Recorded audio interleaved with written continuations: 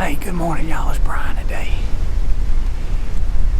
Had a cold afternoon bow hunt. Wind's real high. It's windy this morning. Temperature dropped.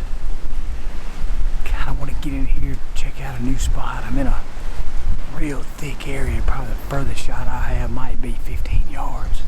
I'm in a bottleneck between the river and another little branch, a little creek. A lot of rubs and scrapes up through here. I hadn't been in this part of the property in probably 20 years. Old grown up field, so it's real thick. Used to be crop fields here. We just let it grow up. We might get lucky. I'm in the new Lone Wolf DeQuisto series, Lone Wolf Custom Gear 5.5. It's the first time I've hung the stand. I'm gonna take a little more practice, but I did okay getting the steps up. Forgot my lineman's belt, so I didn't go very high. I'm probably 12 to 14 feet high, which is plenty in this cover here, because if it happens, I'm gonna need to be below some of this brush. So y'all hang on tight. It's cold and windy, but we're gonna give it a shot.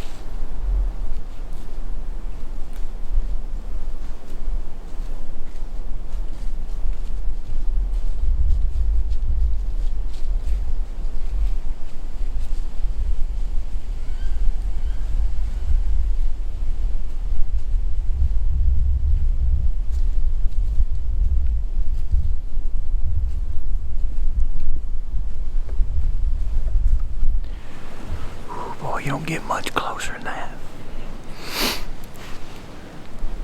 I heard a deer grunt. It sounded so close, I about jumped. It scared me. I knew it had to be a buck, wasn't a doe. And I spotted a doe in a fawn right down the road, right down the little edge where I walked in. I couldn't tell what they were going to do. Then they ran off. But then they came back, and this little buck eased. The little buck must be pushing that doe. I'm only about 12 feet off the ground. It's just a real good example of using these lightweight portable stands and being mobile. Nobody has hunted within 500 yards of this spot, maybe 700 yards within for the last 20 years. There's nowhere in here to hunt unless you come in here and set up like this. The trees are small. You gotta be low. So I'm 3 sticks high, but I didn't stretch them out because I didn't have my lines about. I'm only about 12 feet high. That doe came in to about 10 yards. And that buck circled around. Check that scrape right there. He's about 6 yards from me. They looked at me several times and never were spooked. I'm convinced that's because they've never seen somebody in here. They're just so relaxed. It's thick in here. And the doe looked right at me too. I think she kind of smelled where I walked a little bit, but the wind was in my favor. The sun finally went down. It's cold and windy. It's got about 30 more minutes. Let's see. Trying to see it's cold now. I'm really shaking. I got excited with those deer so close. Get a little adrenaline going. Now I'm cold. They eased on off straight downwind of me. It's still never spooked. Right now it ain't that cold. It's real windy. It's 40 degrees, but it's probably a 15 to 18 mile an hour wind all afternoon. So got about 25, 30 more minutes. I was hoping maybe that doe would be hot and a big buck would follow in there, so he still may be coming. A lot of times they'll lag behind.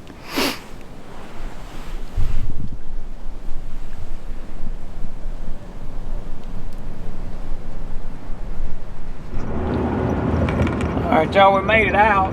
About halfway back home now, but I didn't want to talk much there at the end of the video. It was real quiet and the wind laid down. I just didn't want to feel like I was probably pretty close to some deer in there. Decided to leave my stuff in there. I kind of don't want to get in the habit of leaving that stand in there. I bought that stand so I could be mobile and move it around and find a good spot. Which is, this afternoon was the first time I'd done that. Boy, it was interesting to be able to find some fresh sign, pop a stand up, and then get that close to the deer and they never know you're there. And that element of surprise, I think, is the key. You stay in, you get in one tree too many times, especially if an old doe busts you, they know you're there. They're looking for you next time. Anyways, had a little trouble getting on the first deer there you saw. I couldn't see the viewfinder on the camera. I was just kind of pointing the camera, hoping it was in the right direction, and I was trying to get ready in case it was a buck coming. Once I saw it was a small buck and a doe, I was able to sit down and get the camera and get on them a little better. Ended up real neat footage of that buck coming in there and working that scrape. He wasn't about 7 or 8 yards away. They circled downwind of me there and never smelled me. I guess maybe my scent was staying above them or whatever, but we lucked up there. It didn't ever spook a deer. So we're going to try that spot again tomorrow. Can't hunt in the morning, but I'm going to make and do a late morning, midday sit. And if there's some action, may just take me a snack and try to stay in there. Look, that little Lone Wolf Custom Gear .5 is a small stand, but it's not like you walk around on those stands anyway. You're either sitting down or just standing up. You don't ever move. So really like the design and the way they've got it trimmed down to just barely what you need to stand there. The seat's plenty comfortable. As big as I am, I don't feel cramped on it. I don't have a problem with heights, so the small platform doesn't bother me. So looking forward to getting used to setting that system up, setting it up faster and quieter, and get it organized and packable the way I want it. So we'll probably, like I said, we'll hunt it in tomorrow and then tear it down after that. I got another spot. I scouted a little bit this morning over on another place where I've been seeing the 12 point. Might have a little better idea where he's living. We've been getting those pictures of him, but it's always at night. We're gonna have to get a little closer to where he's bedding to catch him probably in the daylight, early or late. So move around and try to ambush him too. So we appreciate y'all watching. Hope you enjoyed that. Don't forget to subscribe and check out our website. It's www.hollisfarms.com. Thank you.